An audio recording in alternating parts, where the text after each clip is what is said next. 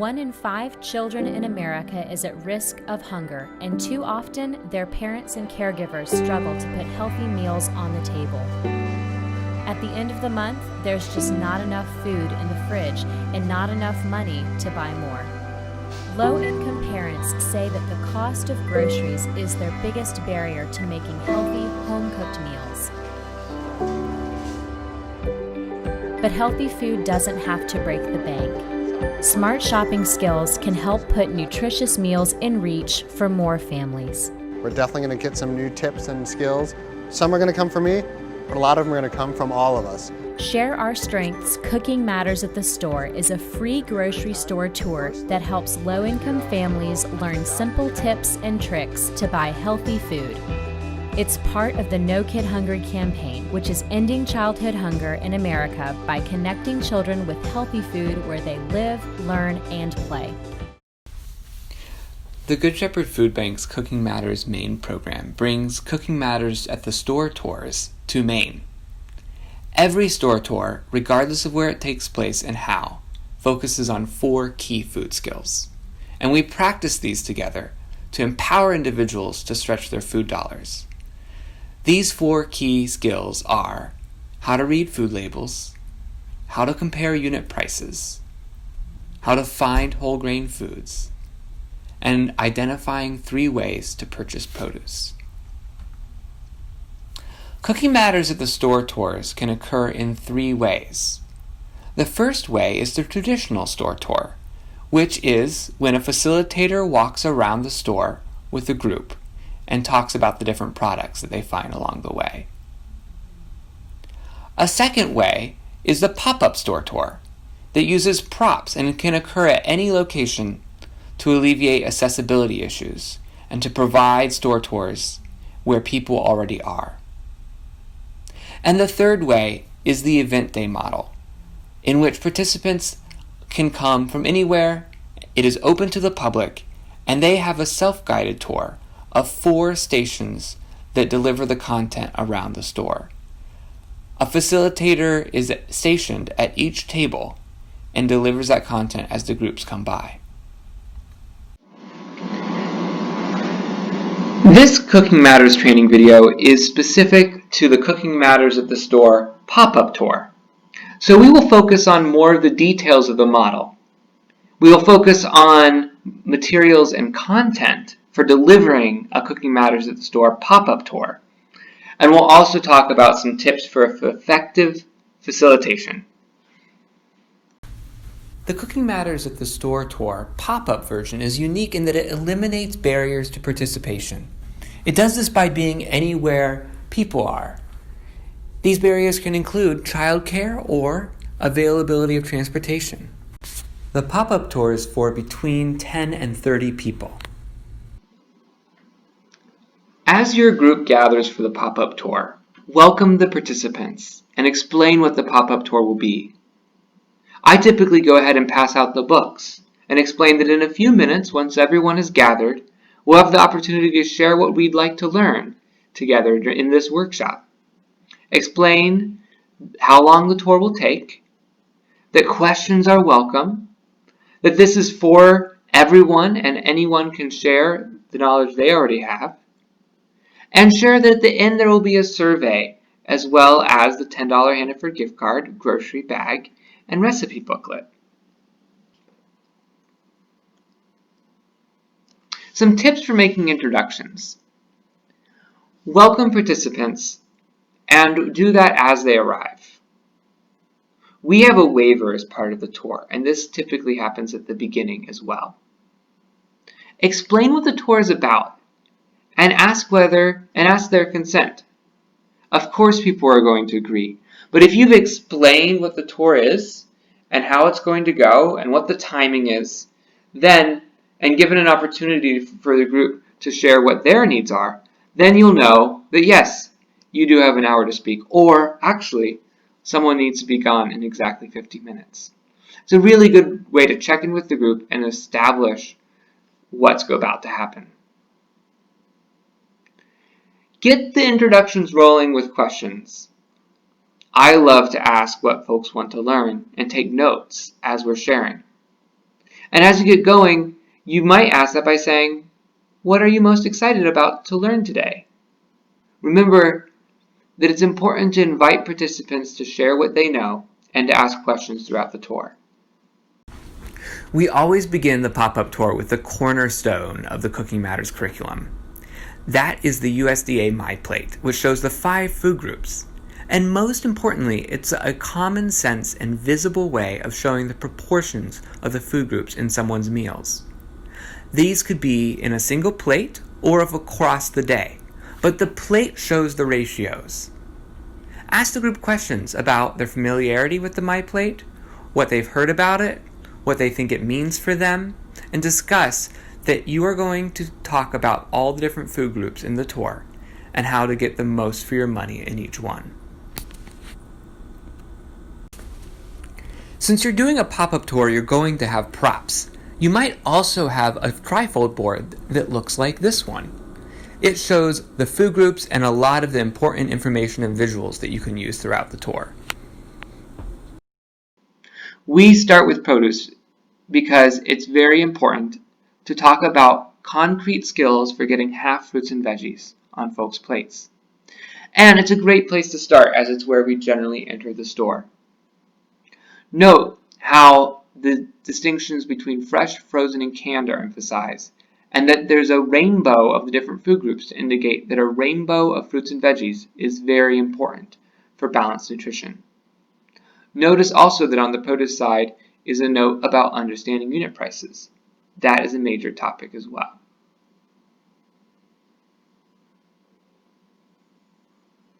Here again are the key points for produce. It typically takes about 15 minutes. You'll want to talk about how half the plate should be fruits and veggies, and that there are 3 forms of produce. The pros and cons of each form, the ways of identifying the different fruits and vegetables that are best on a budget based off of season or price, and in order to do that, how to compare unit prices. It's also an optional activity to taste test 3 different forms of a particular fruit or vegetable, and pineapple in fresh, frozen, and canned is a great choice. So we're going to talk about those topics relative to produce. Produce is one of the key areas where price can vary a lot based off the form you buy it in, and this can vary by season as well. Instead of presenting the list you see to the right to the group as is, ask the group to share what some of the advantages and disadvantages of the fresh produce is. The group will likely have lots of ideas and experience with different advantages of fresh, such as variety and taste and texture, as well as disadvantages, such as it going back in their fridge or having issues with cost. Talk about this together, and this can be a great time to also share about how fresh can be typically less expensive in season. Next, talk about frozen. Talk about the advantages of frozen as a group by asking, what are some of the advantages of frozen? Many will mention that the shelf life is excellent and that the quality is good as well. You might find that most participants don't realize that frozen and canned are healthy options that have a lot of nutrition.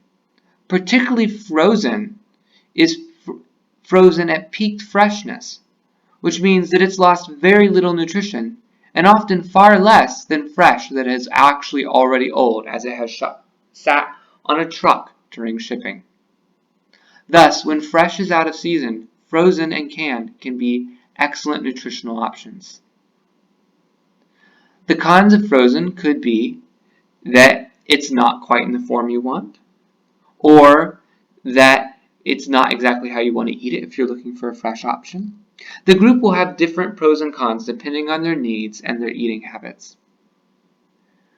Discuss these together, not as a way of telling people which to choose, but as a way of explaining the options and their pros and cons. Finally, talk about canned and the pros and cons of canned. One of the big advantages of cans is its ability to keep without refrigeration. This is excellent for many people, and we encourage canned as a way of getting a half a plate of fruits and vegetables. it's worthwhile to discuss the issue of salt and sugar added to canned, and look at labels together to practice identifying cans that are low in sugar and sodium. For instance, canned peaches can come in different forms, typically either as heavy syrup or as 100% juice. We seek to encourage folks to buy the peaches in 100% juice rather than in heavy syrup or in artificial sweeteners. Note that as participants look at the back, they can start by looking at the serving size. It's important to explain what serving sizes are and that it's the first place you should look at the label in order to know how much the nutrition fact is actually for. The nutrition facts label does not refer to the whole can. It refers to the serving size. And it just so happens that each of these cans has 3.5 servings in it, and thus the amount of sugar listed is for just that half cup. Have participants look at the label for the number of grams of sugar in each container, and note how many those are. Participants may want to also multiply the number of grams of sugar based off the number of servings they would actually eat, if, say, they were to eat more than half a cup. Note that the heavy syrup container has 23 grams per half cup, whereas the 100% juice peaches container has 11 grams per cup. This is a useful opportunity to talk about how natural sugars in the form of fruit come with fiber and are healthy compared to added sugars. And although there is sugar in juice, that's not the same as eating a peach in the can on the right. The additional 12 grams of sugar on the left are in the form of added sugar. Once you've talked about the sugar in cans as well as looked at salt in a similar way, it's a great idea to move on to unit prices. You can do this by actually looking at products in the store, but in the pop-up version we typically do this with product examples such as these. Here are 3 examples of ways of buying carrots. Notice that the product on the left is a 5-pound bag. It is $3.49 per pound. The bags on the right are both 1 pound. Always remember that a good teaching strategy is to explain the skill first before you ask participants to employ it. Asking participants to identify which is the best deal before explaining the skill means that you're likely to correct participants rather than affirming a successful choice. Ask what participants know about unit prices or how to use them, or simply share what the unit price part of the tag is. Have participants then themselves identify which of these is actually the best deal or gets you the most carrots for your money.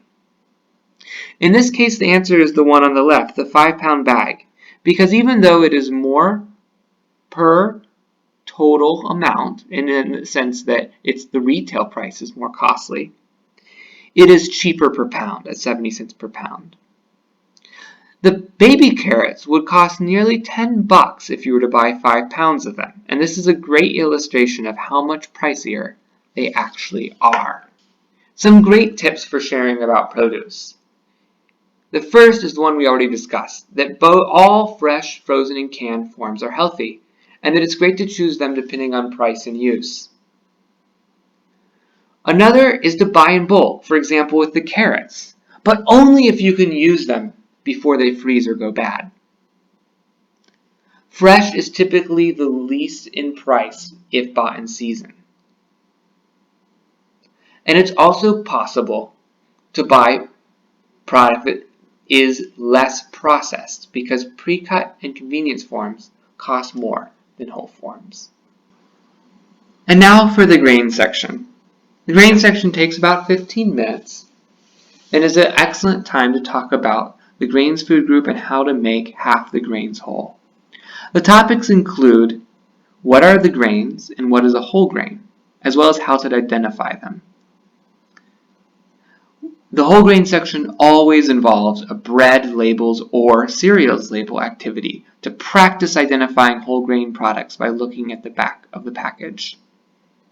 A focus on cereal and the sugar content in cereal is an important focus as well, especially for young families and folks consuming cereal that is often high in sugar.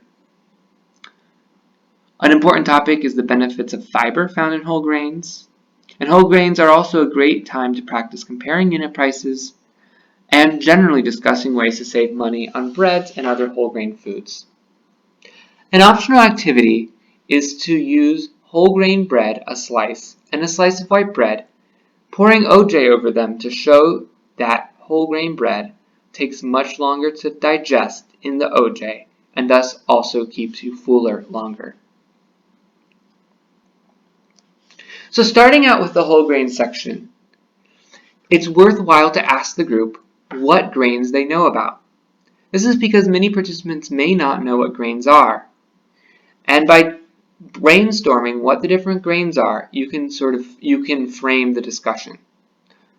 Wheat, rice, bulgur, oats, quinoa, buckwheat, millet, all of these are examples that the group may come up with.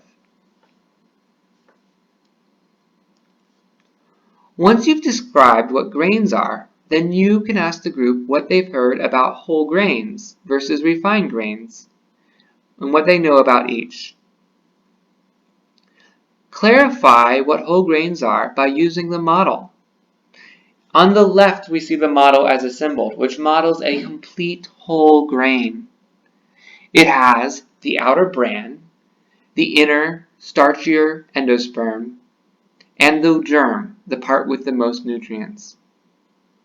Explain that refined grains have been processed such that the endosperm is all that's left, with the bran and germ removed.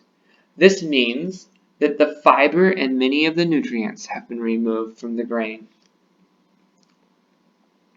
Once you've explained what whole grains are, and that it's preferable to have a whole grain with all the fiber and nutrients, including protein and other important vitamins. This is a time to then practice reading labels for whole grains. The only consistent way to know whether a product is actually a whole grain is by looking at the label and the ingredients. Notice how the first ingredient in both products list is circled. We emphasize the first ingredient because that is the one that is most by weight in the product. Participants should look for the word whole in order to identify whether a product is actually whole grain. Note that the white bread has unbleached enriched flour as its first ingredient. This may sound good because of the enrichment, but it is not a whole grain product. In many cases, the product becomes more tricky to talk about when it's trying to disguise itself as a whole grain. And in reality, it's not. These two examples are very clear because the one on the left looks like white bread. But often, molasses or other grains are added to advertise the product as being whole grain, even if the first ingredient is unbleached enriched wheat flour. Note that on the left there is 3% of your daily value of fiber in each package, whereas on the right there is 7%, a significant increase in fiber per slice. When talking about whole grains, it's important to also talk about cereals because these are a common way that folks get grains in their diet. Here we have two examples, one Cheerios on the right and another mini wheats on the left. Note that both advertise clearly that they are whole grains and sources of fiber. This is true because if you look at the packages on the back, you will see that the first ingredient at the bottom is indeed a whole grain. It starts with the word whole. But note how much sugar is in the product on the left, 11 grams of sugar per 21 biscuits.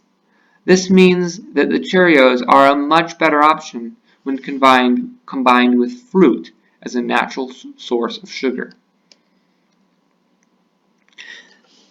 The key lessons of the whole grain section are that whole grains keep you fuller longer, and thus any higher cost of whole grain bread is deceiving because they are much more nutritionally beneficial. Some final tips for the whole grain section. Remember that whole grains keep you fuller longer, and thus even if a product that is whole grain has a higher unit price, that higher cost is deceiving because they are much more nutritionally beneficial.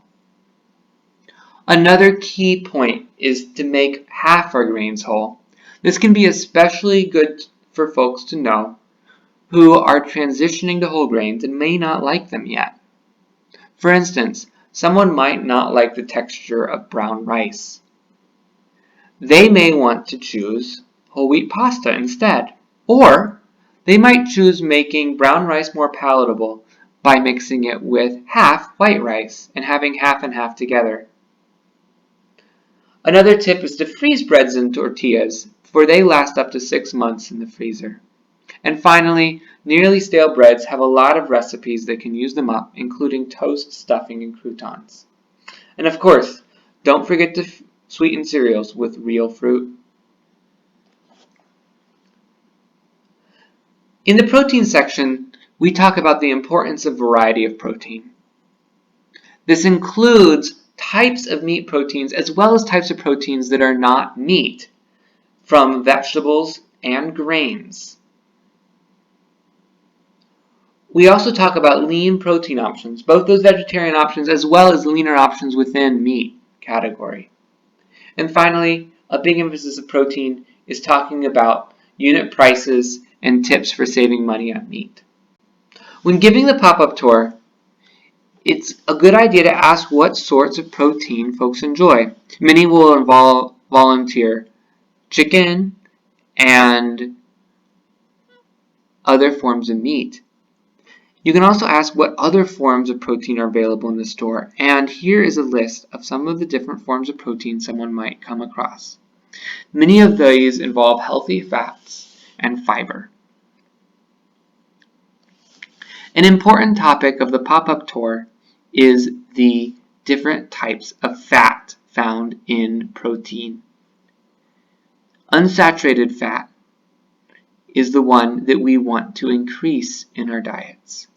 It comes from vegetarian sources as well as fish and sits as an oil on the counter. We teach moderating and reducing saturated fat.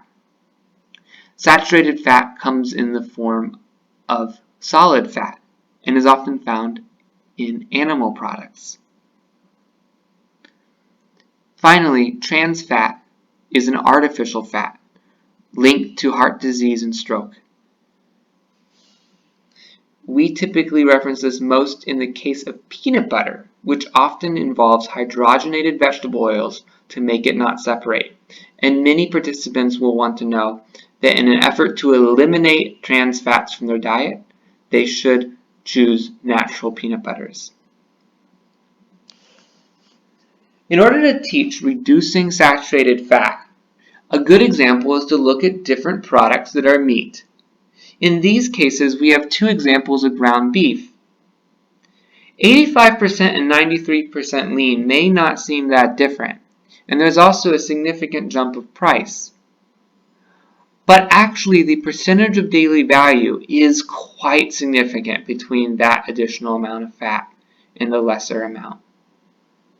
And note that in the case of the 85%, you are paying for a lot of fat that you are not consuming.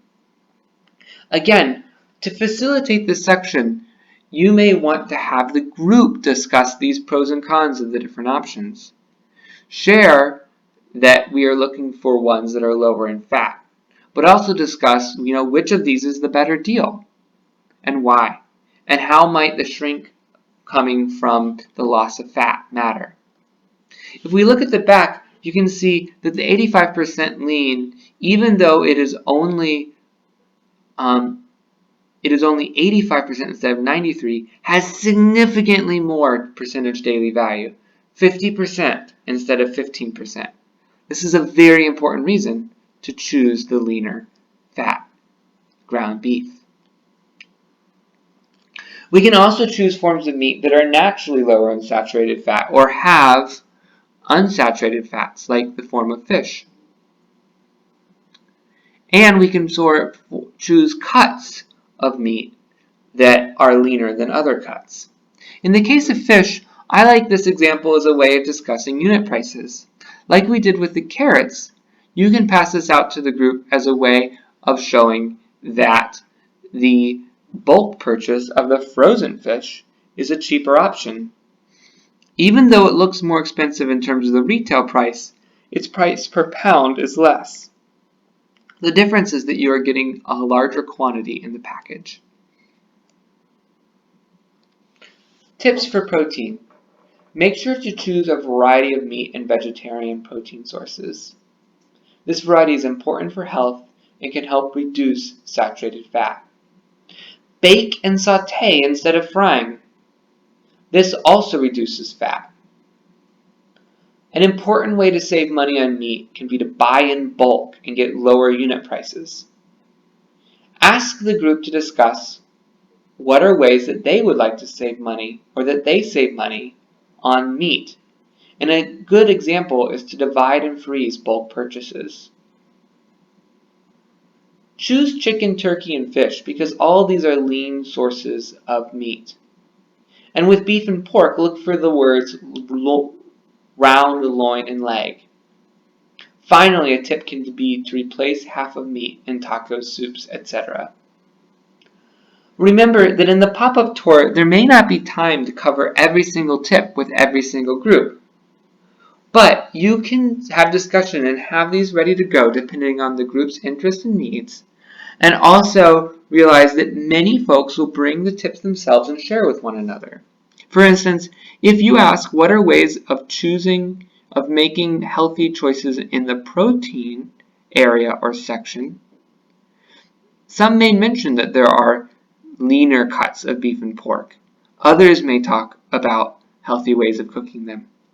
And you may want to add these in as well. Finally, the dairy section is a great place to talk about reducing saturated fat as well as a focus on sugar.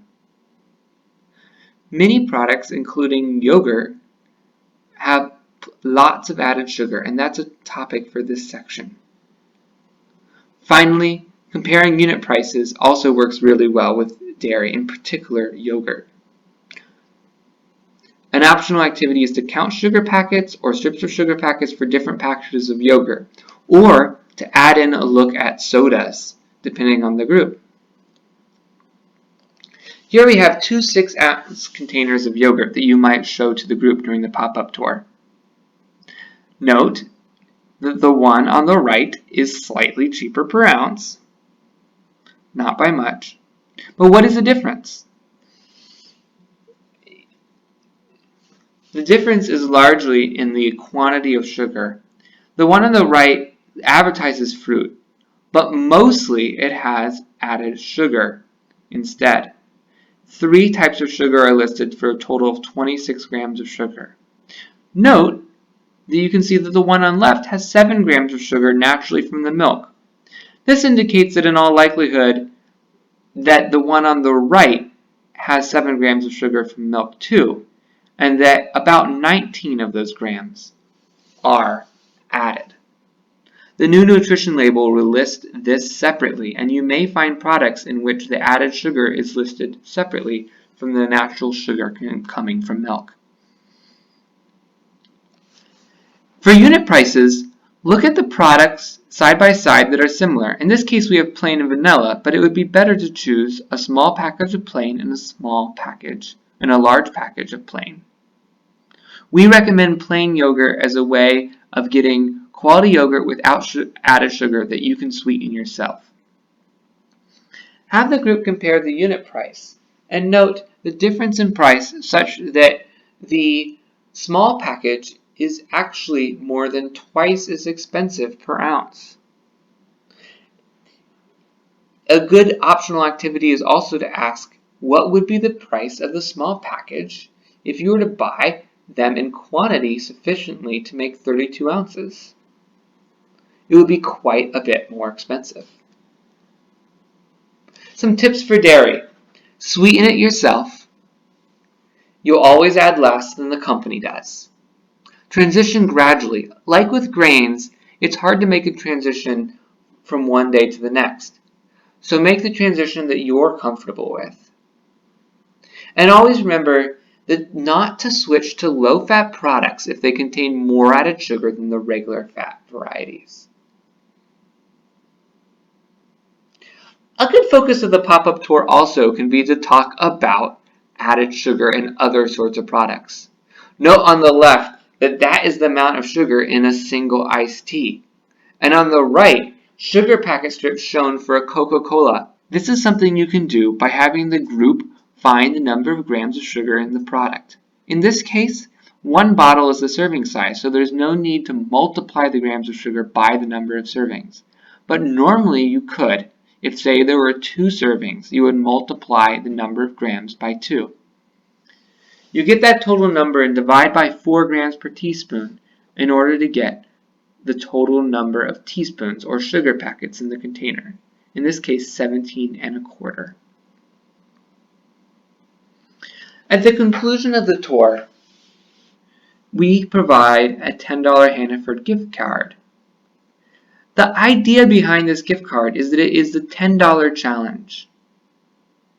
You can explain to participants that the goal is to see how you could make a complete meal with at least 3 food groups using just $10.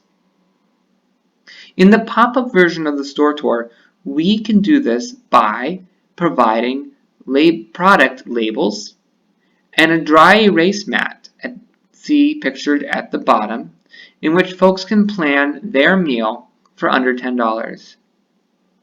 Notice on the right the stovetop macaroni and cheese is only $5.59 per recipe. Of course, if you buy all those products, you will get much more product than you will use to make a single recipe, and the cost will be more than $10.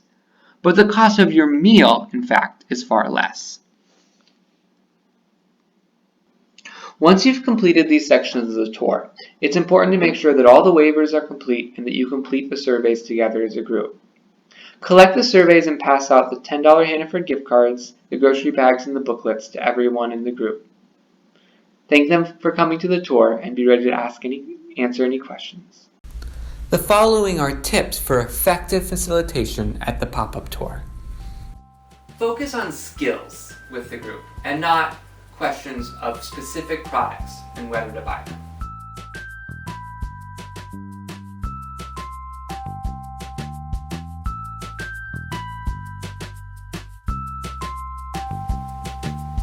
It's also important to use open-ended dialogue techniques to encourage discussion. One key way to do this is to ask what questions. For instance, what have you heard about whole grains? Or, what proteins do you enjoy? The following is a video produced by Share Our Strength, showing how a tour facilitator can encourage active dialogue and conversation among participants.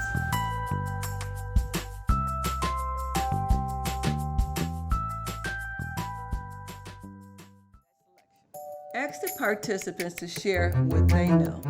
You might be an expert on nutrition, on budgeting, on cooking, but they are the experts on their individual lives. Do you have any questions? I give WIC benefits, and I'd like to know how can I use my WIC benefits here. Okay. Does anybody know anything about WIC benefits? Yeah, I do now. I used to receive those some months ago. You might be asked questions that either you don't know the answer at that time or that are beyond your scope. For example, someone asks you a medical question. That would be something you would refer back to their treating physician. If it's something you're not certain of, don't be afraid to tell them you're not certain, you would check it out and get back with them upon your next meeting. Thank you for watching this training video on how to lead a Cooking Matters at the Store tour pop-up tour. I hope you have a lot of fun leading them. Enjoy!